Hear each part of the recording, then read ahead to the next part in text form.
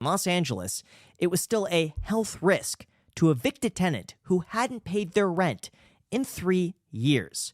In 2020, everything changed. All of a sudden, Los Angeles enacted an eviction moratorium, meaning a tenant could not be evicted if they failed to pay their rent. And this lasted for 3 years. Yes, you heard that correctly. In Los Angeles, it was still a health risk to evict a tenant who hadn't paid their rent in 3 years.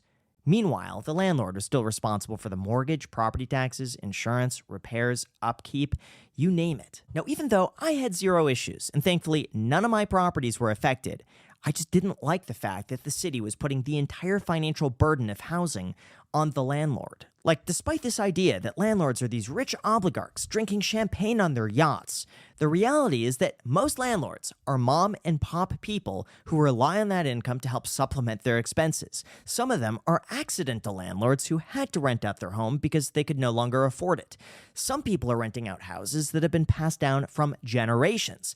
Some people have also just diligently saved for sometimes decades to be able to buy a property in the first place because they don't trust the stock market. So even though some people might think, oh, I pay $3,000 a month in rent, so they must be making a fortune, the reality is, I know plenty of landlords who aren't even breaking even or are even operating at a loss because they intend to keep the property and eventually be able to move back into it. Anyway, I say all of this because in 2020, Los Angeles started getting way more restrictive on landlords. They enacted rent freezes, crime spiked, homelessness got worse despite a citywide eviction ban, and I subsequently picked up and moved to Las Vegas because the quality of life was better.